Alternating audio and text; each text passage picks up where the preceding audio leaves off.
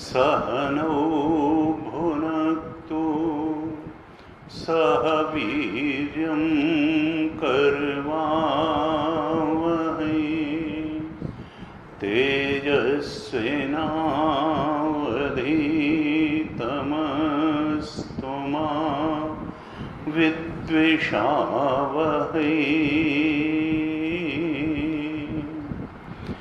ॐ शान्ति शान्ति शान्तिः।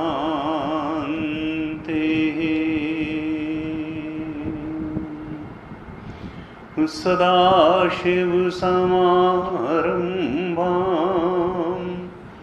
शङ्कराचार्यमध्यमाम् अस्मदाचार्यपर्यन्तां वन्दे गुरुपरम्पराम्।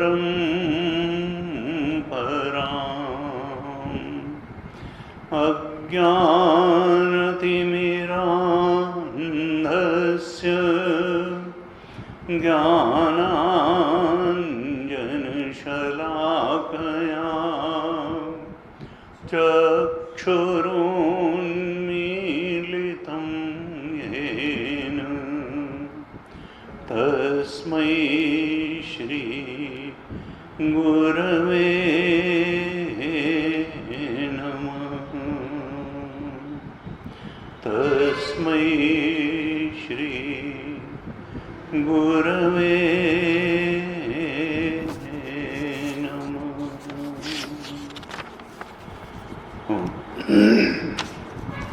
ध्यान श्लोकों का पाठ करेंगे।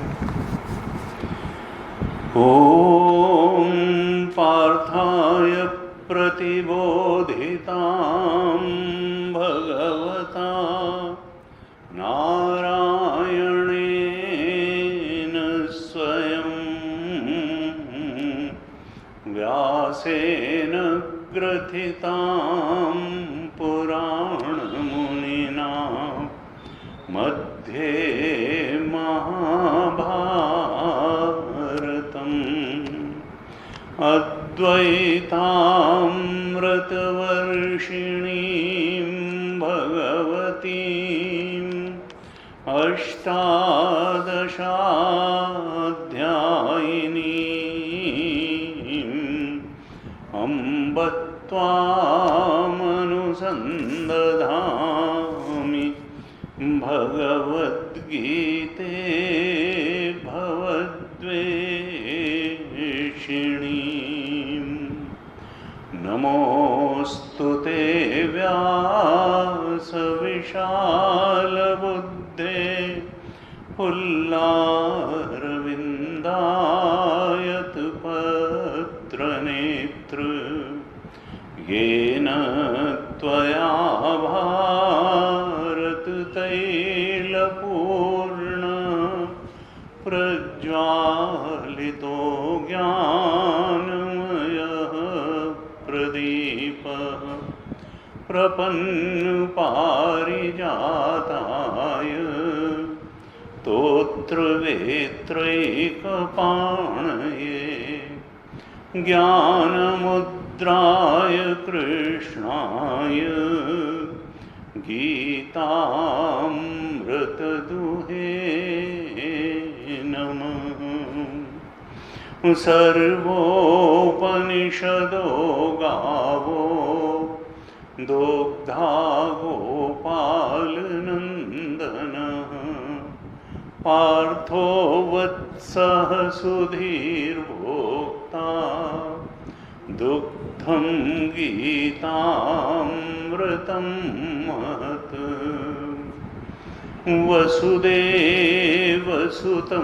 देवं कंसचाणूरमर्दनं देवकी परमानन्दं कृष्णं वन्दे जगद्गुरुं। कृष्णं वन्दे जगद्गुरुम्।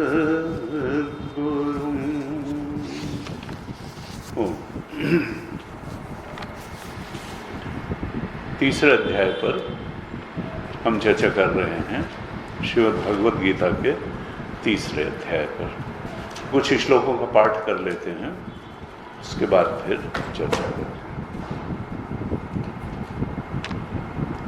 आप दोहराइएगा। 9वें श्लोक से पाठ करेंगे। श्रीमद् भगवद गीता के तीसरे अध्याय के 9वें श्लोक से, 9th श्लोक 3rd चैप्टर से पाठ करेंगे। आप दोहराइएगा।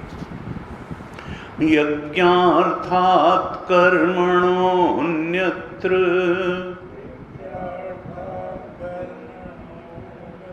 लोकोऽयं कर्मबन्धनः तदर्थं कर्म कौन्तेय मुक्तसंगः समाचर। सह यज्ञाः प्रजाः सृष्ट्वा पुरोवाच प्रजापतिः अनेन प्रसविष्यत्वम् एषवोस्त्विष्टकामधुक् देवान् भावयतानेन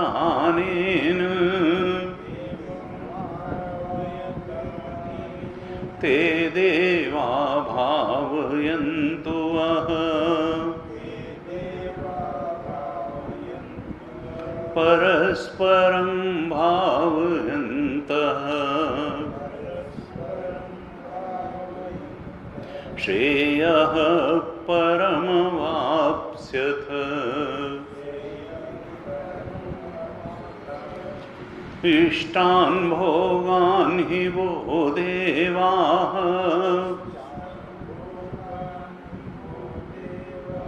दास्यन्ते यज्ञभाविताः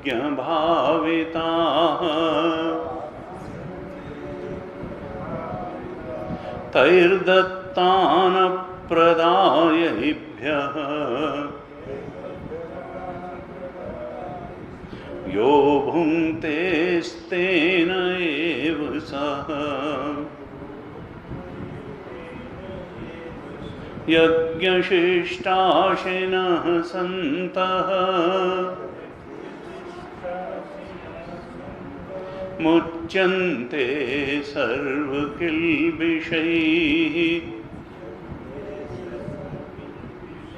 भुञ्जते ते त्वघं पापाः ये पचन्त्यात्मकारणात् अन्नाद्भवन्ति भूतानि पर्जन्यादन्नसम्भवः यज्ञाद्भवति पर्जन्यः यज्ञः कर्म समुद्भवः कर्म ब्रह्मोद्भवं विद्धि ब्रह्माक्षर समुद्भवम् तस्मात् सर्वगतं ब्रह्म नित्यं यज्ञे प्रतिष्ठितम् एवं प्रवर्तितं चक्रम् नानुवर्तयति यः अघायुरिन्द्रियारामः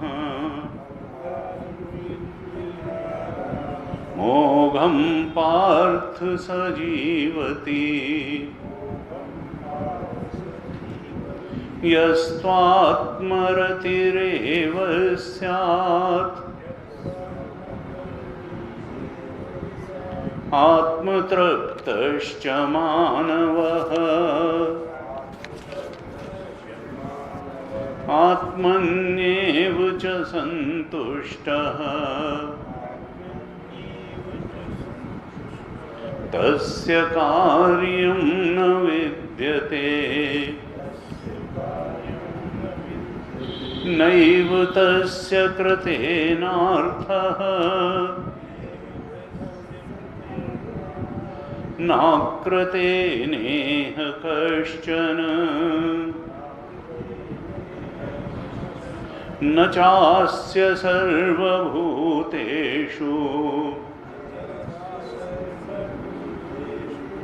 कश्चिदर्थव्यपाश्रयः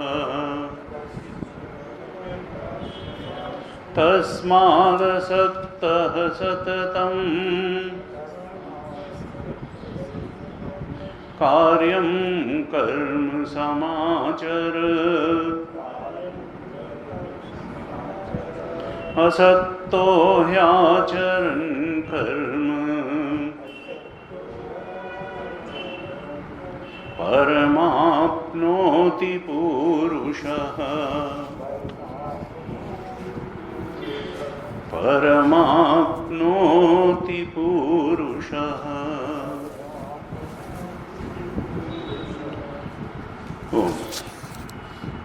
तीसरे अध्याय पर हम लोग चर्चा कर रहे थे। लगभग 11 श्लोकों पे हमने चर्चा कर ली थी और ये तीसरा अध्याय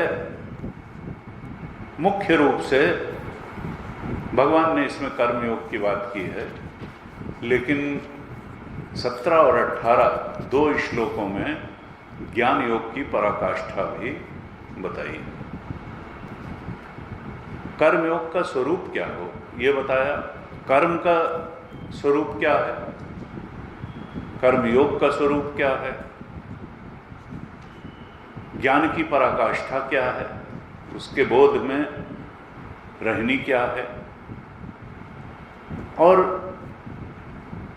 साधना के पथ में क्या क्या बाधाएं आती हैं, इन सब का बड़ा सुंदर निरूपण इस तीसरे अध्याय में हुआ है। अर्जुन ने प्रारंभ में ही प्रश्न किया, दूसरे अध्याय में भगवान का उपदेश उसको दृष्टिगत रखते हुए कि भगवान, अगर आप ज्ञान योग को कर्म योग की अपेक्षा श्रेष्ठ समझते हैं तो फिर मुझको युद्ध जैसे घोर कर्म में क्यों लगाते हैं? मैं तो श्रेय का आकांक्षी हूँ। मैंने बार बार आपसे कहा कि मेरे लिए जो श्रेयस्कर हो वही बताइए, लेकिन आप, मुझे ऐसा लगता है कि ज्ञान योग को श्रेष्ठ मानने के बावजूद मुझे इस युद्ध जैसे घोर कर्म में लगा रहे हैं। और भगवान ने तीसरे श्लोक में साफ कह दिया कि हाँ, लोकेस्मिन् द्विविधा निष्ठा पुरा प्रोक्ता मया नघ। मैंने दो निष्ठाएं इस सृष्टि के प्रारंभ से ही कही हैं। क्यों? क्योंकि दो तरीके के अधिकारी हैं। एक तो अनधिकारी है जो कि सकाम कर्म में ही लगा हुआ है, पुत्रेषणा वित्तेषणा लोकेषणा की पूर्ति के लिए ही वो पूरे जीवन लगा रहता है। उसको तो गीता अधिकारी ही नहीं मानती।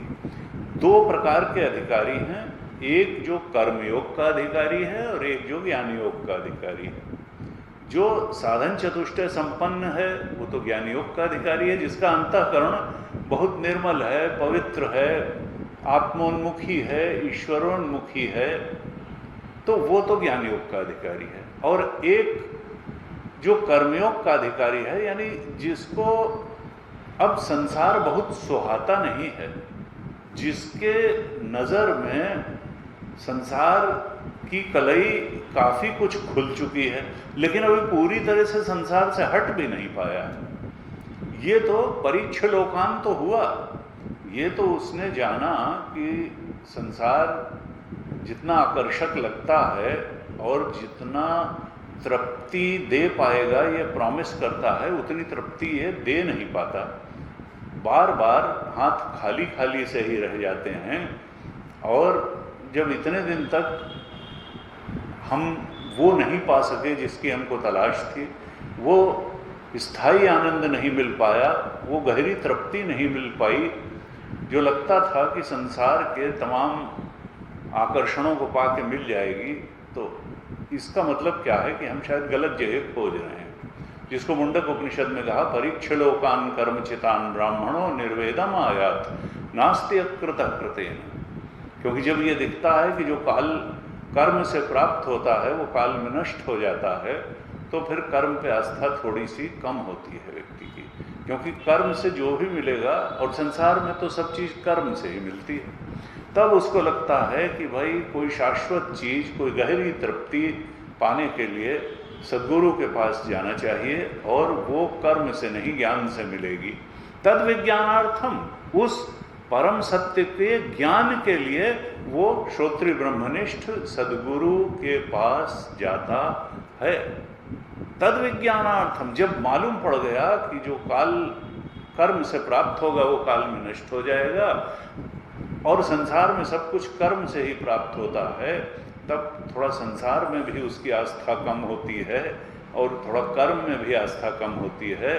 तब सद्गुरु के ज्ञान में आस्था बढ़ती है, सद्गुरु में आस्था बढ़ती है, और तब वो पूर्ण समर्पण और श्रद्धा के साथ सद्गुरु के चरणों में जाता है। तद विज्ञानार्थम सगुरुमेवाभिगच्छेत, तब वो सद्गुरु, और सद्गुरु कैसा, समित पाणि श्रोत्रियम ब्रह्मनिष्ठम, श्रोत्रिय और ब्रह्मनिष्ठ सद्गुरु के चरणों में जाता है। श्रोत्रिय ब्रह्मनिष्ठ सद्गुरु का अर्थ क्या है कि जो अपने आत्मा के बोध में दृढ़ता से स्थित है और जो उसके बारे में बता भी सकता है। श्रोत्रिय का मतलब जिसको श्रुति का, गीता का, वेदांत का पूरा अच्छा ज्ञान है, और वो उसको शिष्य की शंकाओं का निवारण करके शिष्य के हृदय में उस ज्ञान को प्रत्यायित कर सकता है। Who is able to transfer Vedantic knowledge in शिष्या's heart?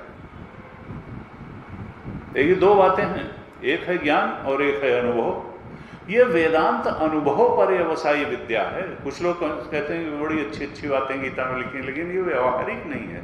हम तो व्यावहारिक जीवन जी रहे हैं।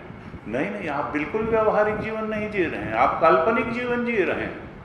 क्योंकि देखत सोना लगे सकल जग कांच है। हमारे पुरखे भी यही समझते चले गए कि बड़ा व्यावहारिक जीवन जी रहे हैं, और फिर जाने कहाँ चले गए। और हम भी ये वास्तविकता की बात कर रही है, परम सत्य की बात कर रही है, परम सत्य को पाने की बात कर रही है। ये इच्छाएं तो कल्पना है, बाहर कहाँ है।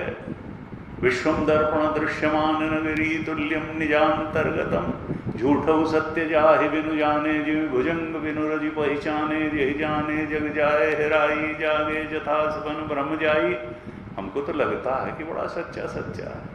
कहाँ गया वो सच्चा बचपन, कहाँ गई वो सच्ची जवानी, कहाँ गया वो ऐसे ही जो भी सच्चा है ये सब चला जाने वाला, कुछ सच्चा बच्चा नहीं है। संसार स्वप्न तुल्यो ही राग द्वेषादि संकुला। यहाँ के राग द्वेष सच्चे हैं। आज किसी से झगड़ा होता है, कल मित्रता हो जाती है, कल आज मित्रता होती है, कल झगड़ा हो जाता है, तो झगड़े को सच्चा कहेंगे, दोस्ती को सच्चा कहें, सच्चा किसको कहें, कुछ सच्चा नहीं। संसार स्वप्न तुल्य हो ही राग, यहाँ तो राग नहीं सच्चा है, द्वेष नहीं, राग द्वेष का एक पसारा है। संसार है मन में, दिखता है बाहर। सपना था अंदर, दिखता था बाहर। सब कुछ मन में है, दिखता है बाहर। मनोदृश्यमिदम यत्किंचित सचराचरम मनसो ही अमनी भावे द्वैतम नैवोपलभ्यते। क्योंकि मैं कहा कि अमनी भाव को जब प्राप्त हो जाएगा ये मन, तो कहीं मन तो ज्योत स्वरूप है, और मन है क्या, मन भी कुछ है वह नहीं, जिसको हम बहुत बड़ी चीज माने और जिसमें उठने वाली इच्छाओं को बहुत बड़ी चीज माने हैं बैठे हैं, और संसार जिसमें इच्छाओं की पूर्ति होती है उसको बहुत बड़ी चीज माने बैठे हैं। नानक देव जी ने कहा मन तू ज्योत स्वरूप है, अपना रूप पहचान। अरे मन का भी असली स्वरूप आत्म स्वरूप है, सच्चिदानंद स्वरूप है। और गीता और उपनिषद सब कहते हैं कि उस परम सत्य को पहचानो। तो कल्पना की बात नहीं कर रहे हैं हम, कल्पना को सत्य मान के बैठे हैं और हम उसको बड़ा व्यवहारिक जीवन कह रहे हैं। गीता असली सत्य को पकड़ने की बात कह रही है, लेकिन हमको ये बात अच्छी नहीं लगती, क्योंकि हम तो कहते हैं कि नहीं, जो मानते चले आए हैं वही मानते चले जाएंगे। और गुरु जी कहते हैं कि if you always do what you always did, तो you will always get what you always got. क्या तुमने पाया? पुनरपि जन्मम पुनरपि मरणम पुनरपि जननी जठरे शयनम, यही चलता रहेगा बार बार। मृत्योः समृत्युम गच्छति या एह नाना एव पश्यति। जो यहाँ नानात्व ही देखता रहता है, नानात्व को ही सत्य मानता रहता है, जो एक आत्मा को, एक ब्रह्म को सत्य मानने, सत्य जानने, सत्य पहचानने की तरफ नहीं बढ़ता है, वो फिर जन्म गंवा के जाता है, जन्म बिता के नहीं जाता है। तो शास्त्र का क्या आह्वान है कि थोड़ा अंतर्मुखी बनो, थोड़ा अंदर के उस परम तत्व के सत्य को पहचानो। लेकिन दो स्तर के अधिकारी हैं। एक अधिकारी है जो अभी राग द्वेष उसके अंदर है, नकारा नहीं जा सकता है। अभी संसार, अभी शरीर से भी आ सकती है, अभी संसार से भी आ सकती है, अभी राग द्वेष पूरा समाप्त नहीं हुआ है, अभी साधन चतुष्टय संपन्न बना नहीं है। इसलिए अभी तो उसको कर्मयोग का सहारा लेके ही आगे बढ़ना होगा। कहते हैं कि जिस जमीन पे हम गिरे होते हैं उसी जमीन का सहारा लेके हम खड़े भी हो सकते हैं। तो हम गिरे कहाँ हैं? हम कर्म में ही गिरे हुए हैं। लोकोयम कर्म बंधन, ये लोक जो है कर्म का बंधन है। जिस कर्म के धरातल पर हम गिरे हुए हैं उसी कर्म का सहारा लेके धरातल का हमको खड़े होना है। सहारा कैसे मिलेगा? जब हम कर्म को कर्मयोग बना लेंगे। कर्म और कर्मयोग में अंतर क्या है? कई बार हमने चर्चा की। हम इच्छा परायण कर्म करने के आदी हैं। इच्छा अंदर होती है, कर्म बाहर होता है। यानी कर्म से ज्यादा बड़ी चीज है इच्छा। इच्छा होती है तो ढकेल करके कर्म में लगा देती है। कर्म का कुछ परिणाम आता है, कोई परिस्थिति आती है, वो परिस्थिति अनुकूल होती है या प्रतिकूल होती है। अनुकूल होती है तो उसका भोग करके हमको सुख मिलता है, और प्रतिकूल होती है तो उसका भोग करके हमको दुख मिलता है। तो इच्छा और कर्म, या कामना और कर्म। अब कर्म से परिस्थिति, परिस्थिति का भोग, भोग से सुख मिला या दुख मिला। सुख मिला तो सद्वासना बन गई और दुख मिला तो दुर्वासना बन गई।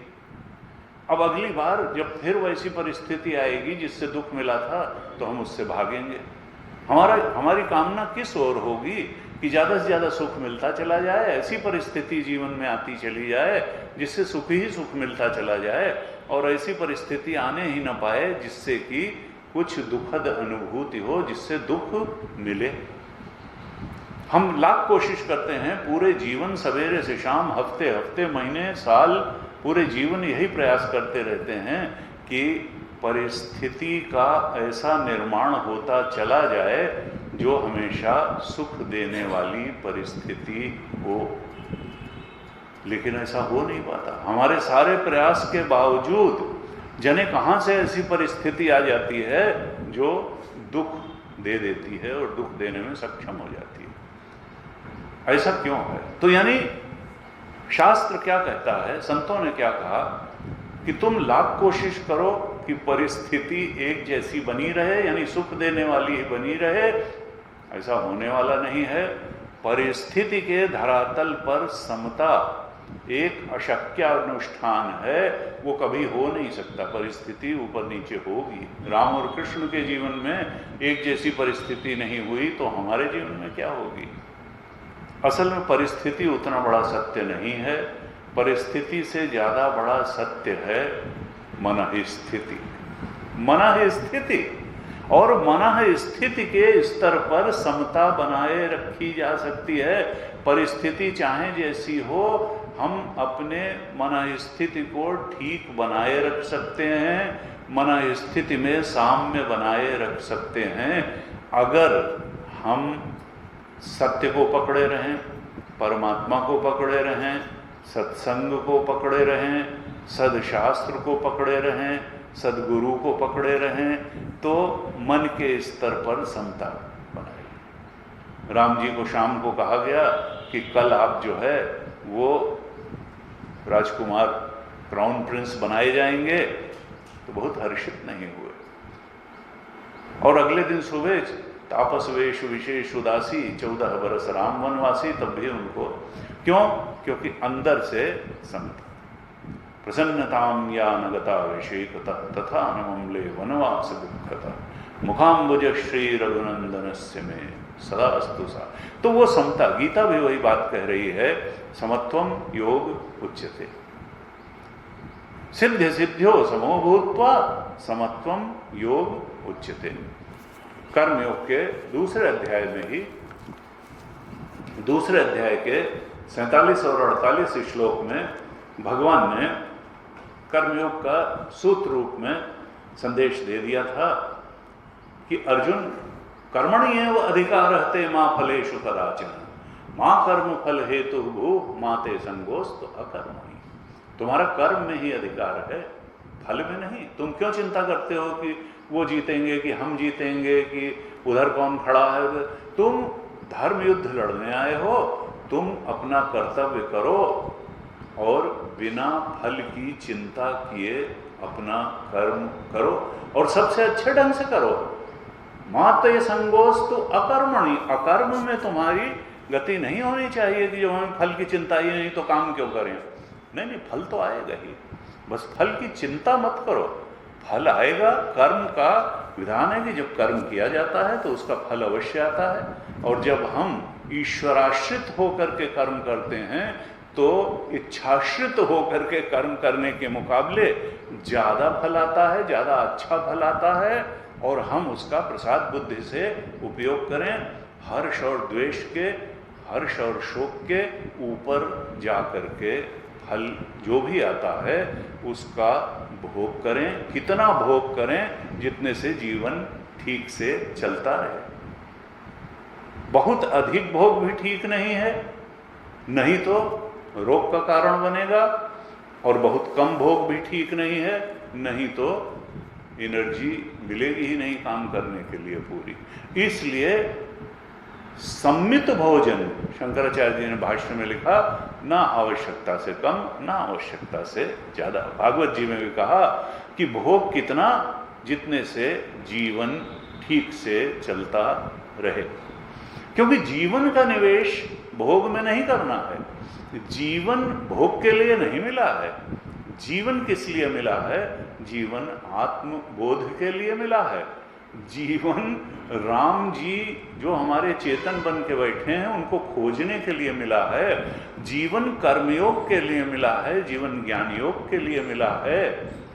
जीवन अंतःकरण को शुद्ध करने, ऐसे काम करने के लिए मिला है जिससे अंतःकरण के स्तर पर उपलब्धि हो। और अंतःकरण के स्तर पर उपलब्धि क्या है? कि जिससे अंतःकरण शुद्ध होता हो। योगिनः कर्म कुर्वन्ति संगम त्यक्त्वा आत्मशुद्ध है, गीता जी ने कहा। योगी लोग किस लिए कर्म करते हैं? संसारी लोग तो अधिक से अधिक भोग पदार्थों, भोग सामग्री को जुटाने के लिए कर्म करते हैं, काम और लोभ की पूर्ति के लिए कर्म करते हैं। लेकिन योगिनः कर्म कुर्वन्ति संगम त्यक्त्वा आत्मशुद्ध है। योगी लोग आसक्ति को त्याग करके और अंतःकरण की शुद्धि के लिए कर्म करते हैं, अर्थात अपने कर्म को कर्मयोग बना लेते हैं। ईश्वर की प्रसन्नता के लिए कर्म करते हैं, जिससे अंतःकरण शुद्ध होता चला जाता है। और शुद्ध अंतःकरण में परम सत्य के बोध के लिए एक सहज जिज्ञासा उत्पन्न होती है। अथा तो ब्रह्म जिज्ञासा, कि भाई ये है क्या, हम आए क्यों दुनिया में। कोई संत कह रहे थे उनके यहाँ, साउथ के संत, कि एक बच्ची हुई और उसने अपनी माँ से जैसे ही थोड़ी बड़ी हुई उसने पूछा, मम्मी मैं कौन हूँ? अब मम्मी क्या बताएं कि तुम कौन हो? ये तो रमन महर्षि पूछते पूछते चले गए हर एक से कि खोजो मैं कौन हूँ। मम्मी ने उसको दुलराया, कहा बेटे तुम मेरी डियर डार्लिंग डॉटर हो, तुम कितनी प्यारी बच्ची हो मेरी। उसका संतोष नहीं हुआ। स्वामी जी इसका, स्वामी जी का बहुत अच्छा मेरे पास लाओ। तो ये चीज जो है कि हम हैं कौन, संसार में आए क्यों हैं? खाली पुत्रेषणा, वित्तेषणा, लोकेषणा की पूर्ति, ये 3 डीप डिजायर्स हैं। पुत्रेषणा, परिवार अच्छा हो जाए, पत्नी बच्चे अच्छे हो जाए। वित्तेषणा, खूब सारा पैसा कमा ले। लोकेषणा, MP MLA मिनिस्टर मंत्री हो जाए। लोकेषणा, तो कहा नहीं, ये नहीं, अंदर के अचीवमेंट, ये अचीवमेंट सब बाहर रह जाएंगे। ये शरीर ही नहीं रहेगा तो फिर शरीर से संबंधित अचीवमेंट कहाँ से रहेंगे? बैंक बैलेंस नहीं रहेगा, पद नहीं रहेगा, कुछ नहीं रहेगा, संबंधी नहीं रहेंगे। कुछ ऐसा है जो रहे। न सांपरायः प्रतिभाति बालम, कठोपनिषद में कहा, न सांपरायः प्रतिभाति बाल, जो बाल बुद्धि वाले हैं उनको ये बात समझ में ही नहीं आती कि दुनिया छोड़ के भी जानी है और एक दूसरा लोक भी है। सांपराय माने परलोक। अरे परलोक में भी जाना पड़ेगा और वो ज्यादा महत्वपूर्ण है। यहाँ तो 70, 80, 90 साल की बात है, वहाँ तो बार बार की बात है। तो न सांपराय प्रतिभाति बालम प्रमाद्यंतम वित्तमोहेन मूढ़म, वो प्रमादी हो जाते हैं। किस लिए? जैसे पैसे से डब्बा बंद खुशी मिलती होगी बाजार में तो खुशी खरीद लेंगे। कोई भी बड़ी सबसे ज्यादा महत्वपूर्ण चीज जो है वो डब्बा बंद नहीं मिलती है।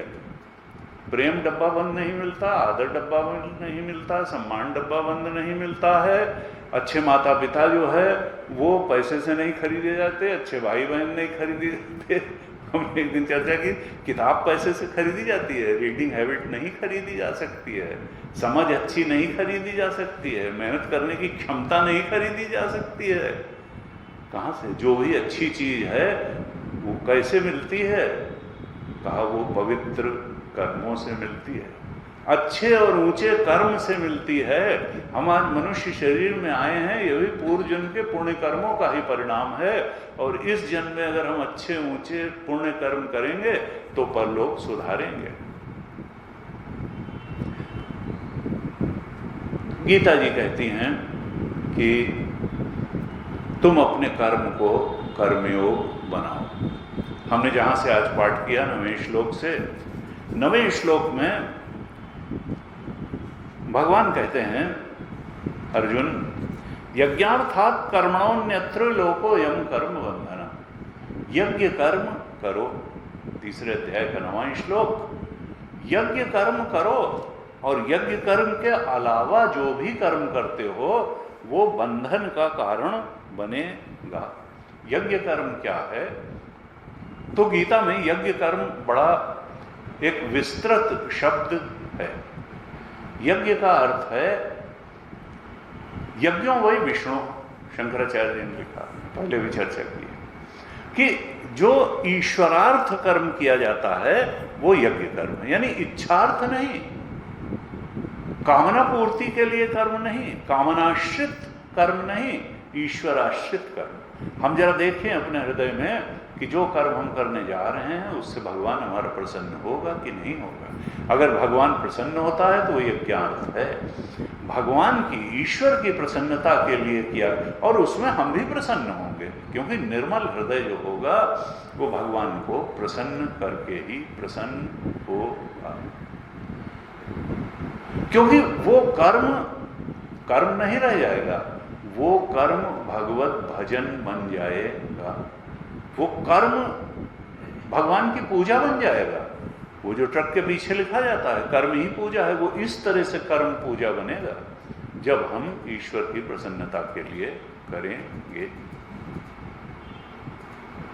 और उसके लिए बड़ा सरल दृष्टांत भी, मंदिर बन रहा था और 3 मजदूर रोड़ी तोड़ने में लगे हुए थे।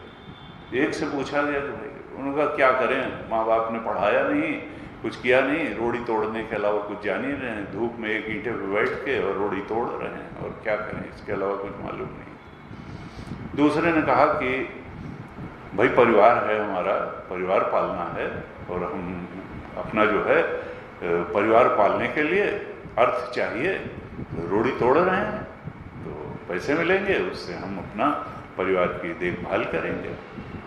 तीसरे से कहा तो उसने कहा कि देख नहीं रहो, भगवान के मंदिर के लिए हम अपना सेवा कार्य कर रहे हैं, भगवान के मंदिर में हम भी अपना योगदान कर रहे हैं, पारिश्रमिक तीनों को मिलेगा, लेकिन अप्रोच जो वर्क का है वो कितना अंतर है। एक व्यक्ति अपने माँ बाप को कोस रहा है, अपने भाग्य को कोस रहा है कि हमें इसके अलावा कुछ चाहता ही नहीं। एक आदमी चलो संसार में परिवार के को ध्यान में रख करके अपना कर्म कर रहा है, लेकिन तीसरा तो सेवा भाव से कर रहा है। ऐसा नहीं तीनों को मजदूरी बराबर ही मिलेगी, लेकिन अप्रोच में जमीन आसमान का अंतर होगा। जो तीसरा वाला है उसका कर्म भगवान की पूजा बन गया, क्योंकि वो भगवान के मंदिर निर्माण में अपना योगदान दे रहा है। बस यही अप्रोच का ही अंतर है, बाकी कर्म तो वही होना है। कर्मेंद्रियां वही है, मन वही है, बुद्धि वही है। यहाँ 9वें श्लोक में कहा था यज्ञार्थात् कर्मणोऽन्यत्र लोकोऽयं कर्म बंधन। यज्ञ कर्म करो, क्योंकि यज्ञ कर्म के अलावा ये लोक कर्म का बंधन है। कामना प्रेरित कर्म बंधनकारी होता है, लेकिन यज्ञ कर्म कर्म बंधन से मुक्त करने वाला होता है। हमारा चित्त हल्का हो जाएगा, हमारा चित्त प्रसन्न हो जाएगा, हमारा चित्त समता से भर जाएगा। और यही तो समत्वम योग उच्यते। हम आसक्त चित्त के बजाय मुक्त चित्त, हल्के चित्त वाले होकर के जीवन जिएंगे। कहा तदर्थम कर्म कौन्ते, हे अर्जुन तुम यज्ञ कर्म करो, तुम ईश्वराश्रित कर्म करो, कामना प्रेरित कर्म मत करो। और कैसे? फल की कामना से मुक्त होकर के करो, मुक्त संग, फल की आसक्ति में बंधे हुए मत करो। क्योंकि फल की आसक्ति व्यक्ति के हृदय में चिंता कर दी। बच्चे कितना टेंस्ड हो जाते हैं, फर्स्ट आए कि नहीं आए, इसमें क्या होगा, कितने नंबर आएंगे, क्या नहीं आएंगे, फेल ना हो जाएं कहीं। हमेशा फलासक्ति चिंता का कारण होती है और हमारी परफॉर्मेंस पर एडवर्स इफेक्ट डालती है। इसलिए गीता का ये है संदेश, और अर्जुन को भी ये था। गुरुदेव ने अपनी कमेंट्री में लिखा है गीता की कि कहीं कहीं वो डर रहा था कि उधर द्रोणाचार्य और भीष्म पितामह जैसे महारथी खड़े हुए हैं जिनके हाथ में धनुष रहते, मैं चाहे जितना बड़ा धनुर्धर हूं, इनको विजय प्राप्त कर विजयी होना संभव नहीं होगा। और कहीं न कहीं ये भय उसको युद्ध से पलायन के लिए एक बीज के रूप में काम कर रहा था कि नहीं नहीं मैं तो बड़ा भारी त्यागी हूँ और मैं माला लेकर के और ये जंगल में जा करके ज़्यादा, ये सिर्फ उसका पलायनवाद था जिसके गहराई में कहीं न कहीं एक भय की भावना, चिंता की भावना थी कि वेदर आई विन। और उसने कहा भी कि हमें पता भी नहीं कि हम जीतेंगे कि वो जीतेंगे।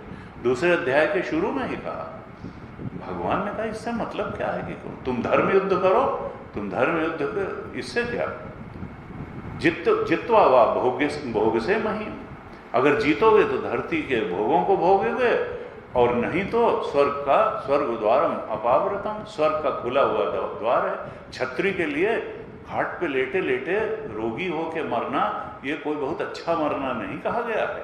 छत्री के लिए तो श्रेयस्कर यही है कि युद्ध भूमि में सीने पर चोट लगे और वो जाए, स्वर्ग का खुला हुआ द्वार है। और नहीं तो जीत जाओगे तो धरती के भोग भोगोगे। भगवान ने बहुत उत्साहित किया और कहा देखो फल की चिंता किए बिना कर्म करो, तदर्थम कर्म कौन्तेय मुक्त संगः समाचर। फल की आसक्ति, फल की कामना से मुक्त होकर के कर्म करो, और ढीले ढाले ढंग से नहीं, सम आचर, सबसे अच्छे ढंग से कर्म करो। समाचर यानी in the best way you can, ये नहीं कि हल्का हल्का कर दिया। घर का काम करें सबसे अच्छे ढंग से, दफ्तर का काम करें सबसे अच्छे ढंग से, दुकान का काम करें सबसे अच्छे ढंग से, जो भी काम करें समाचर, सम्यक आचरण, in the best way you can, you should do your work in the best way you can. तो हम सबसे अच्छे ढंग से काम करें अर्जुन, और फल की चिंता छोड़ करके करें ईश्वर की प्रसन्नता के लिए। ये एक श्लोक 9 बड़ा महत्वपूर्ण है। इसके बाद में 10वें श्लोक से भगवान ने थोड़ा सा विषय को एक नए ढंग से प्रस्तुत किया। 10, 11, 12 और 13 श्लोक में, ये 4 श्लोकों में भगवान इस सृष्टि में जो एक भगवान का चलाया हुआ चक्र चल रहा है उसके बारे में बता रहे हैं कि यहाँ एक यज्ञ हो रहा है। ये सृष्टि का जो संतुलन बना हुआ है ये एक यज्ञ कर्म की वजह से बना हुआ है। 10वें श्लोक में भगवान कहते हैं सह यज्ञाः प्रजाः सृष्ट्वा पुरोवाच प्रजापति ही अनेन प्रसविष्यध्वम एष वो स्त्विष्ट कामधुक्। भगवान कहते हैं कि अर्जुन, जब प्रजापति अर्थात ब्रह्मा जी ने जब मनुष्य की रचना की, सृष्टि की रचना करके प्रजाः सृष्ट्वा मनुष्यों की रचना की, तो मनुष्यों की जब रचना की तो सह यज्ञाः प्रजाः सृष्ट्वा, सह यज्ञ की भावना के साथ ही मनुष्यों को रचा। और यज्ञ की भावना क्या है? बिना त्याग की भावना के यज्ञ कर्म नहीं हो सकता है। किस चीज के त्याग की भावना के बिना? इच्छाओं की त्याग के बिना। अगर हम इच्छाओं का थोड़ा बहुत त्याग करेंगे ही नहीं तो फिर यज्ञ कर्म कैसे कर पाएंगे? और हम करते भी हैं। परिवार में अगर एक आदमी स्वार्थी हो जाए तो परिवार चल नहीं सकता है। हमारे यहाँ तो पहले ज्वाइंट फैमिलीज होती थी, तो अब एक आदमी अकर्मण्य हो जाए, एक आदमी स्वार्थी हो जाए तो परिवार में फिर एकजुटता में विघ्न पड़ने लगती थी। आज भी ये स्थिति है। आज तो बहुत ही एक्सट्रीम पे हो गया, पति पत्नी भी अलग अलग अकाउंट अगर वही आ गया तो। हमारे यहाँ तो ये था कि पत्नी के नाम पर जो घर का नाम रख दिया, प्रतिभा सदन है, ग्रह लक्ष्मी, इस प्रकार का।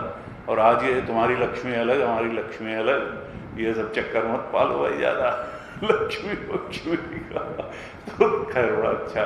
तो यहाँ तो कहा कि इस तरीके का अगर हो गया, सृष्टि में एक समरसता है और मनुष्य कितना उल्टा जा रहा है, या हम उन संस्कृतियों के प्रभाव में आ रहे हैं जिनके यहाँ गीता नहीं है, जिनके यहाँ उपनिषद नहीं है, जिनके यहाँ रामचरितमानस नहीं है, उन संस्कृतियों के प्रभाव में आकर के और हम उसको बहुत बड़ी बात मान रहे हैं। यहाँ क्या कहा भगवान ने कि सह यज्ञाः प्रजाः सृष्ट्वा पुरोवाच। जब भगवान ने इस मनुष्य की रचना की, प्रजा की रचना की, तो यज्ञ के साथ ही की, अर्थात त्याग भावना के साथ ही प्रजा की रचना की। और त्याग क्या है? कुछ इच्छाओं का त्याग। माता पिता अगर अपनी इच्छाओं का त्याग कुछ न करें तो बच्चे का लालन पालन ही नहीं हो सकता है। सेल्फ सेंटर्ड लाइफ ही होकर रह जाएगी। सेल्फ सेंटर्ड लाइफ ये बड़ा अच्छा है। अगर आदमी शादी न करे, परिवार न बसाए, तो बड़ा सेल्फ सेंटर्ड होके, ऐसे कम से कम पत्नी है, बच्चे हैं, तो कम से कम दूसरों के लिए भी कुछ कमाना है, कुछ करना है, ये भावना अनायास आती है। ऋषि ने परिवार का सिस्टम हमारे यहाँ बहुत सोच विचार करके रखा। सह यज्ञाः, बिना यज्ञ भावना के परिवार न खड़ा हो सकता है, न चल सकता है। और इसी तरह से समाज भी है और इसी तरह से सृष्टि भी है। कहा सह यज्ञाः प्रजाः सृष्ट्वा। गुरु जी कहते थे कि देखो, ये जो भावना है यज्ञ की, हम जा रहे हैं जिससे कुछ नहीं है, कोई आदमी फिसल के गिरने लगे तुरंत सहज रूप में हाथ बढ़ता है उसको संभालने के लिए कि गिरने न पाए। यानी अगर दूसरे को गिराने की एक क्रोध में झगड़े की इच्छा है तो बचाने की भी नैसर्गिक इच्छा ऊपर वाले ने दी है कि ये बच जाए। नहीं तो जब अस्पताल में एडमिट होने जाते हैं तो देखते हैं कैसे भाग भाग के डॉक्टर्स और नर्सेज जब एक्सट्रीम कंडीशन आती है काम करते हैं, क्या उनकी तनख्वाह कोई बढ़त थोड़ा जाएगी अगर वो दौड़ दौड़ के काम नहीं करेंगे। लेकिन एक सहज भाव होता है कि भाई बच जाए, मरीज बच जाए, किसी तरह बच जाए। और समाज में भी ये होता है डाउन ट्रॉडन कि भाई चलो किसी गरीब की सहायता कर दें। बिल गेट्स को किसी ने जो है दबाव थोड़ा डाला था कि तुम अपनी संपत्ति का 90% दान कर दो, लेकिन उसको लगा कि कमाने से दान करने में भी कम मजा नहीं है और कम तृप्ति नहीं है। तो कहा कि देखो इस सृष्टि में सब यज्ञ कर रहे हैं, सूर्य भी यज्ञ कर रहा है, समुद्र भी यज्ञ कर रहा है, पवन देव भी यज्ञ कर रहे हैं, बादल भी यज्ञ कर रहे हैं, धरती भी यज्ञ कर रही है, वनस्पतियां भी यज्ञ कर रही हैं, और पशु भी यज्ञ कर रहा है। गाय अपने लिए दूध नहीं देती है, हमारे लिए देती है। तो कहा देखो वृक्ष कबहु नहीं फल भखें, नदी न संचय नीर, और परमारथ के कारण साधु न धरा शरीर। हमको भी साधु का शरीर रखना है, यानी केवल अपने लिए नहीं औरों के लिए भी जीना है। कहा देखो सूरज जो है वो अपनी किरणों की इस यज्ञ में, इस सृष्टि में चलते हुए यज्ञ में सूर्य अपनी किरणों की आहुति दे रहा है। सूर्य की तपती हुई किरणों से ही समुद्र का, जलाशयों का, नदियों का जल वाष्पीकृत होकर के उठता है और बादल बनता है और बरसता है और पहाड़ों पर बर्फ के रूप में जम जाता है, जहां से पेरेनियल रिवर्स आती हैं और फिर समुद्र तक बहती हैं और वो जल हमारे जीवन का साधन बनता है। कहा देखो ये धरती अपने में छिपे हुए बीजों को अंकुरित करके एक यज्ञ करती है, पेड़ों को उपजाती है, वनस्पतियों को उपजाती है, जिसको हर्बीवोर खाते हैं और एक फूड चेन बनता है, हर्बीवोर और कार्निवोर, टॉप कार्निवोर सब। तो यहां एक यज्ञ चल रहा है, लेकिन इस यज्ञ को आकर के तोड़ता कौन है? मनुष्य। मनुष्य जो है सहज रूप में यज्ञ नहीं करता और इसीलिए मनुष्य को उपदेश की आवश्यकता पड़ती है और मनुष्य को धर्म की आवश्यकता पड़ती है। जानवरों के लिए, पेड़ पौधों के लिए कोई धर्म का उपदेश नहीं होता, इसलिए कि उनके पास फ्री विल ही नहीं है। वो तो बस जैसे हैं वैसे हैं। गाय मांस नहीं खाएगी, शेर घास नहीं खाएगा, जिसका जैसा इंस्टिंक्टिव लाइफ है वैसी है। लेकिन मनुष्य ऐसा है कि ये मर्यादा तोड़ता है, और चूंकि ये मर्यादा तोड़ता है, प्रकृति के में जो एक यज्ञ कर्म चल रहा है, जहां हर प्राणी जो चाहे जड़ हो या चेतन हो सब आहुति दे रहे हैं दूसरे के लिए। मनुष्य स्वार्थपूर्ण कार्यों से इच्छाओं की पूर्ति का ही जीवन जी करके सृष्टि के उस चक्र को, उस कर्म को तोड़ता है। इसलिए मनुष्य को धर्म की बड़ी आवश्यकता है, मनुष्य को उपदेश की बड़ी आवश्यकता है, मनुष्य को सत्संग की बड़ी आवश्यकता है, जिससे सृष्टि का ये चक्र, ये सुव्यवस्थित क्रम टूटने न पाए। और नहीं तो जब ज्यादा टूटता है तो फिर भगवान को अवतार लेकर के आना पड़ता है, या किसी संत को भेजते हैं, या कोई उपद्रव होता है, कभी कोरोना आता है, कभी जो है केदारनाथ में जो है बाढ़ आती है, और इस तरीके की कुछ अनिष्टकारी घटनाएं होती हैं। ये कहते हैं, शास्त्र तो कहते हैं, ये मनुष्य का सृष्टि के क्रम को तोड़ने का अभिशाप है। यहां 10वें श्लोक में भगवान ने कहा सहयज्ञा प्रजा सृष्टवा पुरोवाच प्रजापति, यज्ञ के साथ ही रचना की है। और क्या कहा, अनेन प्रसविश्वध्वम एष वो स्तुष्ट कामधुक।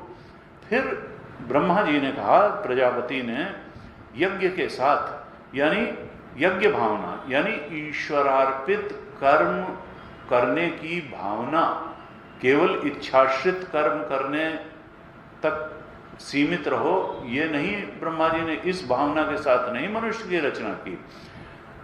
ये और कहा कि देखो, ये मैंने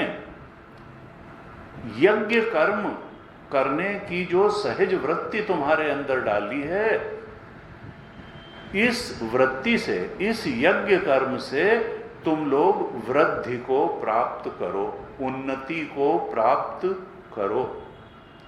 और ये जो यज्ञ कर्म की भावना है वो अस्तु इष्ट कामधुक, वो होगी तुम्हें सारे ही भोगों को प्रदान करने वाली।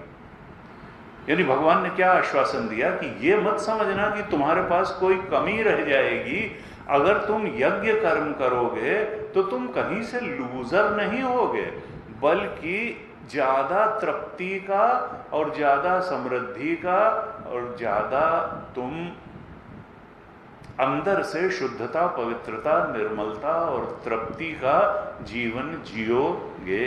कामधुक, तुम्हें सब कुछ प्रदान करने वाला ये यज्ञ कर्म होगा। और सब कुछ का मतलब क्या है, हमारे यहाँ दरिद्र नारायण नहीं कहा गया। तुम अच्छा काम कर रहे हो तो इसका मतलब धर्म आचरण और आध्यात्मिक आचरण करने का मतलब ये नहीं है कि जो धर्म मार्ग से चलेगा वो अभावग्रस्त जीवन जिएगा। जो आध्यात्मिक जीवन जीने का मतलब अभावग्रस्त और दरिद्र का जीवन नहीं है हमारे यहाँ कभी। बल्कि दशरथ बड़े धर्मनिष्ठ राजा थे, लेकिन इसका मतलब वो गरीब नहीं थे, खूब संपन्नता थी अयोध्या में। जनक आध्यात्मिकता के शिखर पर बैठे हुए थे, ब्रह्मज्ञानी राजर्षि थे, ब्रह्मज्ञानी थे, लेकिन वो दरिद्र नहीं थे, अभावग्रस्त नहीं थे, खूब संपन्न थे। तो एक ये जो बीच में बात आ गई कि धर्मनिष्ठ होने का मतलब जैसे कि विपन्नता, अभाव, ये नहीं है, या आध्यात्मिक होने का मतलब ये नहीं है। यहाँ भगवान ने यही कहा कि अगर तुम यज्ञ कर्म के साथ जीवन जियोगे तो तुम सांसारिक उन्नति को भी प्राप्त करोगे।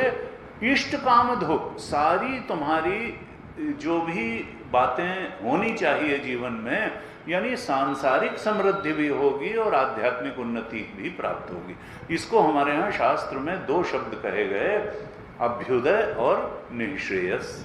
अभ्युदय का मतलब है सांसारिक समृद्धि, सांसारिक संपन्नता, और निःश्रेयस का मतलब है आध्यात्मिक शिखर तक पहुंचना, यानी आत्मबोध तक पहुंचना, अपने चेतन के डिवाइन नेचर को पहचान करके।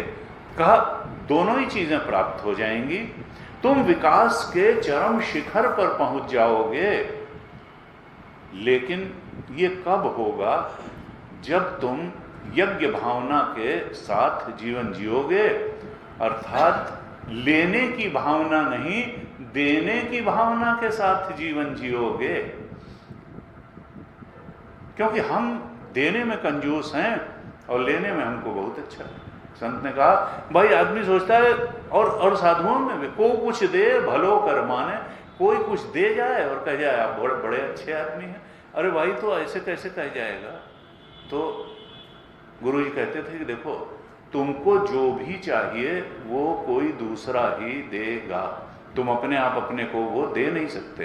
पैसा तुम अपने आप को नहीं दे सकते, आदर तुम अपने आप को नहीं दे सकते, सम्मान अपने आप को नहीं दे सकते हो। जो भी तुम्हें चाहिए जिंदगी में कोई दूसरा देगा, और कोई दूसरा तभी देगा जब तुम किसी दूसरे को वो सब चीज दोगे। जो हम इस प्रकृति में देते हैं वो कई गुना लौट करके आता है। हमारी जीवन की दिक्कत क्या है कि हम चाहते तो बहुत कुछ हैं, लेकिन वही बहुत कुछ हम देना नहीं चाहते हैं। तो यहां कहा सहयज्ञ का मतलब क्या है, यज्ञ कर्म का, कि हम देने की भावना, परमात्मा को देने की भावना, और ये जगत परमात्मा का ही स्वरूप है, निस्वार्थ जीवन जिए, ईगो सेंट्रिक सेल्फिश डिजायर्स को छोड़ करके प्रभु की प्रसन्नता के लिए जीवन जिए, देने की भावना के साथ जिए, अपनी इच्छाओं को भगवान के चरणों में चढ़ा करके भगवत प्रेरणा से अगर कर्म करना सीख लें तो बस सारी दुनिया की जो जो चीजें हमें जरूरी हैं और उससे ज्यादा भी बहुत, कहते हैं तो भगवान किसी की कमाई, किसी की ऐसा नहीं कि सेवा के बदले में उसकी मजदूरी मारते हों। लौकिक जो स्वामी है वही मजदूरी नहीं मारता, तो भगवान तो 4 पैसे बढ़ा के ही देते हैं। केवट को अंगूठी देने लगे और उसने कहा, आज नाथ मैं कहा न पावा, मिटे दोष दुख दारुण दावा। अब ये अंगूठी लेकर के मैं सीता जी की क्या करूंगा, मुझे तो तुम अपने चरण धो लेने दो। और भगवान ने, और ये भी नहीं कहा कि धो ले, तुम मुझसे कहो कि तुम मेरे चरण धो, मोहि चरण पखारन कहू, तुम मुझसे रिक्वेस्ट करो कि मेरे चरण धो। क्यों?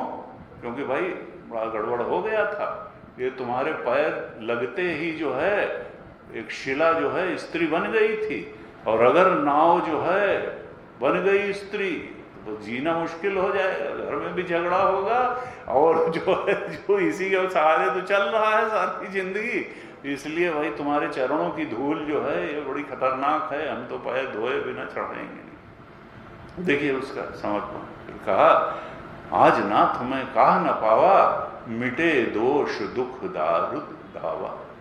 सारे दोष ही दूर हो गए, दुख दूर हो गए, दरिद्रता जो अंदर बैठी हुई थी वो दूर हो गई, क्योंकि दोष और दुख ही तो परेशान। दोष ना हो तो दुख आए ही ना जीवन में। असल में हमारे अंदर जो चित्त में दोष होते हैं वही बाहर जीवन में दुख के रूप में समझ में आते हैं। मिटे दोष दुख दारुण दावा। तो कहा कि देखो, तुम विकास के चरम शिखर पर पहुंच जाओगे, तुम यज्ञ कर्म के अनुसार कर्म करना सीखो, यानी सकाम कर्म से ऊपर उठ करके निष्काम कर्म, भगवत परायण कर्म जीते हुए करो। किसी बात की कमी ही नहीं रहेगी, अंदर चित्त में भी नहीं रहेगी, वो बाहर भी नहीं रहेगी। अंदर से भी you will reach to the highest और बाहर से भी हाईएस्ट। ये भगवान का, और गीता तो हमारे हित के लिए भगवान ने बोली। 11वें श्लोक में कहते हैं, देवान भावयतानेन ते देवा भावयन्तु वः परस्परम भावयन्तः श्रेयः परम अवाप्स्यथ। भगवान कहते हैं कि देखो, लेकिन इसमें एक बात है, तुम देवाश्रित, ईश्वराश्रित, भगवदाश्रित जीवन तो जियो, भगवान की प्रसन्नता के लिए देने की भावना के साथ जीवन जियो, क्योंकि जब तुम देना शुरू करते हो तो चीजें आना शुरू हो जाती हैं। और व्यक्ति की स्वतंत्रता लेने में नहीं है। हम सोचते हैं ले ले ले ले, व्यक्ति की स्वतंत्रता देने में है। और जब हम देना शुरू करते हैं, हम अपने काम को जितना अच्छे ढंग से काम हमसे एक्सपेक्ट किया जाता है उससे ज्यादा अच्छे ढंग से काम करना शुरू करते हैं, तो हमारे काम पर उन लोगों की हमेशा नजर होती है जो हमें प्रमोशन देने में समर्थ हैं। हम अपने आप को नहीं प्रमोट कर सकते हैं, कोई दूसरा ही हमें प्रमोट करेगा। और पूरी सृष्टि में परमात्मा देख रहा है, वो प्रमोट करेगा कि अगले जन्म में इसको देवता बनाने की जरूरत है, कि गंधर्व बनाने की जरूरत है, कि भगवान का पार्षद बनाने की जरूरत है, कि वैकुंठ भेजने की जरूरत है, या यहाँ रहते हुए मुक्ति देने की। वो देख रहा है। और यहाँ लौकिक स्तर पर हमारे जो बॉसेस होते हैं वो सब देखते रहते हैं और प्रमोट कर देते हैं। कई सारे लोग पिछड़ जाते हैं, कई बढ़ जाते हैं, फिर कहते हैं देखो हमें टाइमली प्रमोशन नहीं मिला और हमारे साथ जो है ऐसा हो गया, हमारे साथ ऐसा हो गया। तो यहाँ पर कहा कि देखो, तुम्हारी स्वतंत्रता देने में है, लेने में नहीं है। और अगर तुम देना शुरू करोगे तो मिलना तो अपने आप शुरू हो जाएगा, तरह तरह से मिलेगा। तुम देना शुरू करो, जैसी करनी वैसी भरनी, जैसा तुम करोगे वैसा ही मिलता चला जाएगा। बांटोगे तो मिलेगा। सुख दीने सुख होत है, दुख दीने दुख होए। और चिन्मय मिशन में तो यही गुरुदेव ने मोटो बना दिया। अधिकतम समय तक अधिकतम लोगों को अधिकतम सुख देना, यही उद्देश्य है। और किसी को 2-3 टाइम खाना खिला देने से उसका जीवन पार नहीं लगता। किसी की बुद्धि अगर शुद्ध हो जाए, किसी का जीवन निर्मल बन जाए, किसी का चिंतन निर्मल बन जाए, किसी की भावनाएं सद्भावनाएं बन जाएं, तो इससे ज़्यादा भला, इससे ज़्यादा सुख देने का काम कोई कर नहीं। इसीलिए गुरुदेव ने कहा कि देखो, गीता की तरफ लोगों को मोड़ो, उपनिषद की तरफ मोड़ो, हमारे शास्त्रों की तरफ मोड़ो, क्योंकि अंदर बदलने से जीवन बदल जाता है, बाहर भी बदल जाता है, अंदर भी बदल जाता है। कहा देखो, गुरुदेव चाहते थे कि लोग सन्मार्गी बने। और सन्मार्गी कैसे बनेंगे? शास्त्र का अध्ययन करके, शास्त्र के अनुसार सत्संग करके। क्यों? कैसे? क्योंकि मान्यताएं ठीक हो जाएंगी। अभी कहीं ना कहीं हम रॉन्ग वैल्यूज को चेरिश करते हुए, जो कि बहुत ठीक नहीं है, हम गलत एरोनियस नोशंस को लेकर के बैठ जाते हैं। मान्यताएं ठीक हो जाएं तो वैल्यू सिस्टम ठीक होते ही जिंदगी बदलती है। गुरुजी कहते थे, और वैल्यू सिस्टम बहुत ऑथेंटिक जगह से हमको बनाना चाहिए, हियर से में नहीं बनाना चाहिए। वैल्यू सिस्टम हमारा शास्त्र के अनुसार होना चाहिए। गीता में जो बताई गई अच्छी बात वो अच्छी बात है, रामायण में जो अच्छी बात बताई गई वो अच्छी बात है, जो खराब हुई ये नहीं है कि कोई संत हमारे दुश्मन थोड़े थे। अगर खराब बात ही अच्छी बात होती तो वो उसी को अच्छी कह देते ना। लॉन्ग रन में वो अच्छी बात नहीं है। कहा हमारी भावना कब ठीक होगी, हमारे कर्म कब ठीक होंगे, हमें अंदर से सुख कब मिलेगा, हमारे मन की थाली में लगातार सुख कब परोसा जाएगा, जब हम यज्ञ कर्म करेंगे। यज्ञ कर्म करते करते, और कहा देखो, देवताओं को प्रसन्न करना, देवता हमसे ऊपर की योनि है, उनके पास हमसे ज्यादा शक्ति है। देखिए, यज्ञ जब हम करते हैं तो देवताओं के लिए ही तो आहुति देते हैं।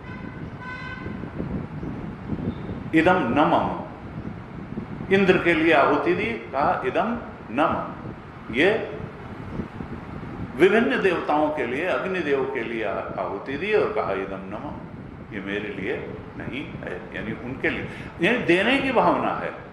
अदृश्य शक्तियों को, सुपीरियर पावर्स को देने की भावना है।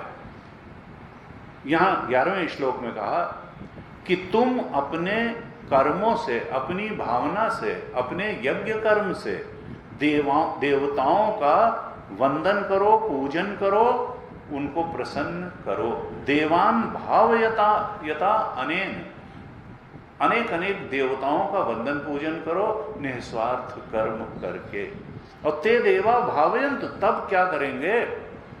जब तुम देवताओं को प्रसन्न करोगे तो देवता तुम्हारे ऊपर अनुग्रह करेंगे, वो तुम्हें प्रसन्न करेंगे, उनके आशीर्वादों से तुम प्रसन्न हो जाओगे। इस तरह कहा परस्परम भावयन्तः, एक दूसरे को प्रसन्न करते हुए श्रेयः परम अवाप्स्यथ, तुम परम श्रेय को प्राप्त कर लोगे। और परम श्रेय क्या है? अगर कर्मयोग में रहे तो उच्चतर लोकों को प्राप्त करेंगे, स्वर्गलोक, पितृलोक, इष्टलोक को प्राप्त करेंगे। और अगर निश्रेयस हुआ तो अभी और यहीं इसी जीवन में मुक्ति को प्राप्त करेंगे, यानी अभ्युदय निश्रेयस दोनों की प्राप्ति हो जाएगी। यही तो श्रेय है। तो कहा, लेकिन भगवान ने क्या विधान बनाया है कि पहला कदम देवता नहीं बढ़ाएंगे। ये नहीं कि पहले देवता हमारे ऊपर अनुग्रह करें तब हम उनकी पूजा शुरू करेंगे, ऐसा नहीं होगा। पहला कदम आपको बढ़ाना पड़ेगा। आपको पहले देवताओं को प्रसन्न करने के लिए यज्ञ कर्म करना पड़ेगा, निस्वार्थ कर्म करना पड़ेगा, भगवत प्रसन्नता के लिए कर्म करना पड़ेगा, और फिर तो उनकी तरफ से अनुग्रह आएगा ही। किसी संत ने कहा पहले होता है ग्रह। आप अपने भाव से, अपने चिंतन से, अपने कर्म से ईश्वर को पकड़ते हैं, और तब अनुग्रह, उसका पकड़ना बाद में होता है, अनुग्रह तब वो भी आपको पकड़ लेता है अपनी कृपा के द्वारा। लेकिन पहले आपको पकड़ना पड़ेगा, फिर वो पकड़ेगा, और ऐसा पकड़ेगा कि छोड़ेगा ही नहीं। तो कहा इस तरह से अर्जुन, तुम देवताओं के लिए को प्रसन्न करने वाले, देवताओं की प्रसन्नता के लिए जीवन जीने वाले बनो। 12वें श्लोक में क्या कहते हैं? इष्टान भोगान ही वो देवाः दास्यन्ते यज्ञ भाविताः तैर्दत्तान अप्रदायभ्यः यो भुंक्ते स्तेन एव सः। कहा इष्टान भोगान ही वो देवाः दास्यन्ते। जब तुम यज्ञ भावना से कर्म करोगे, जब तुम ईगोसेंट्रिक सेल्फिश डिजायर्स को छोड़ करके ईश्वर की प्रसन्नता के लिए कर्म करोगे, जब तुम देने के लिए कर्म करोगे, तो फिर वहां से तुमको मिलेगा। जब तुम यज्ञ भावना से कर्म करते हुए देवताओं की पूजा करोगे, उनको प्रसन्न करोगे, उनका संवर्धन करोगे, तो फिर देवता भी तुम्हें इच्छित भोग देंगे। दास्यन्ते यज्ञ भाविता। शंकराचार्य भगवान ने कहा यज्ञ ही तोषिता वर्धिता। कहते हैं यज्ञ करने से देवताओं की शक्ति बढ़ती है। जब हम उनके लिए आहुति देते हैं तो देवता बलवान होते हैं, प्रसन्न होते हैं। और ये केवल अग्नि की बहुत तरह के, अभी 4थे अध्याय में 12 प्रकार के यज्ञ बताए हैं, जिसमें ज्ञान यज्ञ को सबसे बड़ा बताया, जो अभी यहाँ हो रहा है। कोई ईश्वर की चर्चा को सबसे बड़ा यज्ञ बताया है। ईश्वर के बारे में श्रवण करना, चिंतन करना, अध्ययन करना, मनन करना, इंद्रिय संयम को भी यज्ञ बताया, प्राणायाम को भी यज्ञ बताया, अल्पाहार को भी यज्ञ बताया। बहुत 12 तरह के यज्ञ हम 4थे अध्याय में उनका करेंगे। और कहा कि देखो, जो ये द्रव्य यज्ञ जितने हैं, श्रेयान द्रव्यमयाद यज्ञ ज्ञान यज्ञ परंतप। ये द्रव्य यज्ञ से ज्ञान यज्ञ बहुत बड़ा है। सर्वम कर्मं खिलम पार्थ ज्ञाने परिसमाप्यते। सारे कर्मों की समाप्ति चूंकि ज्ञान में हो जाती है, इसलिए द्रव्य यज्ञ से ज्ञान यज्ञ बहुत बड़ा है। यहां कहा जब तुम यज्ञ भावना से कर्म करते हो तो देवता प्रसन्न होते हैं, पूजित होते हैं, संवर्धित होते हैं, और तब वो तुम्हें तुम्हारे इच्छित भोग देते हैं। लौकिक धरातल पर ही देते हैं। भगवान शंकराचार्य ने कहा किस प्रकार के? वितरिष्यन्ति स्त्री पशु पुत्रादि दीन, यानी तुम्हारी अच्छी पत्नी मिलती है तुमको, अच्छे पशु, अब आजकल तो गाड़ी वगैरह आ गई उसकी जो है रथ की, और तुम्हारे पुत्र सुशील अच्छे पुत्र मिलेंगे, तुम्हें सब कुछ होगा। यज्ञ ही वर्धिता तोषिता इत्यर्थ। यज्ञ से संवर्धित होकर के लौकिक स्तर पर भी तुम्हें किसी चीज की कमी नहीं रहेगी, और देवता हर प्रकार से तुम्हारे ऊपर अनुग्रह करेंगे। जो तुम्हारे जितने इष्ट भोग हैं वो सब देंगे। कहा तय, और फिर कहा कि अगर तुम ऐसा नहीं करोगे तो भगवान वो स्थिति भी बताते हैं। क्योंकि हम तो बड़ी जल्दी कहते हैं भगवान रूठ गया। भगवान क्यों रूठेंगे? हमारे कर्म ही रूठते हैं। कहा तैर दत्तान अप्रदायोभ्य। जो देवताओं का जो भोग है, वांछित है, उनका जो हिस्सा है अपनी कमाई में से, अपने कर्मों में से, उनका हिस्सा उनको नहीं देते हैं और खुद ही खाते हैं। कहा जो केवल अपने शरीर और इंद्रियों को ही तृप्त करता है, स्तेन एव स, वो चोर है। उसने देवताओं का भाग चुराया है। देखिए भगवान ने स्तेन कह दिया। स्तेन का मतलब है चोर। जो देवताओं द्वारा दिए हुए, देवताओं ने तो तुमको, ईश्वर ने ये शरीर दिया, ईश्वर ने कर्म शक्ति दी, ईश्वर ने ज्ञान शक्ति दी, ईश्वर ने तुमको इतना सुंदर जो है विवेकशील बुद्धि दी, इतना जो है सत्संग और शास्त्र और सब दिया मनुष्य, और तुम अगर ईश्वर को भूल करके केवल अपने इंद्रिय और शरीर की तुष्टि के लिए ही सब जीवन जीते चले जाओगे, तो कहा इस्तेने उसा, तुम जो है वो चोर हो। क्यों? क्योंकि तुमने देवताओं का भाग चुराया है। अब चोर को तो सजा मिलनी चाहिए, चोर की बढ़ती थोड़ा होनी चाहिए, वही होता है। 13वें श्लोक में जो 12वें श्लोक वाले लोग थे, इनका उल्टा जो लोग करते हैं, वहां तो बताया स्तेन है, जो यज्ञ कर्म किए बिना देवताओं का भाग न देते हुए सिर्फ अपने उदर पोषण के लिए, अपनी तृप्ति के लिए जीवन जीते हैं, वो तो चोर हैं। और 13वें में कहा कि यज्ञ शिष्टाशिनः संतः मुच्यन्ते सर्वकिल विषयी, जो यज्ञ कर्म से बचे हुए को खाते हैं, यानी प्रसाद रूप में ग्रहण करते हैं। हमने ईश्वर की प्रसन्नता के लिए कर्म किया, तनख्वाह तो मिलेगी ही, हो सकता है ज्यादा ही मिल जाए, बॉस खुश हो करके बोनस दे दे।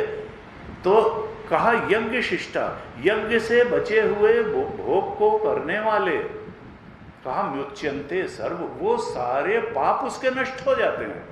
यज्ञ शिष्ट को भोग करने वाले, यानी भगवान को चढ़ाने के बाद भगवान के प्रसाद रूप में जो भी मिलता है उसका भोग करने वाले, मुच्यन्ते सर्वकिल विषयी, सारे ही विकारों से, सारे दोषों से मुक्त हो जाते हैं।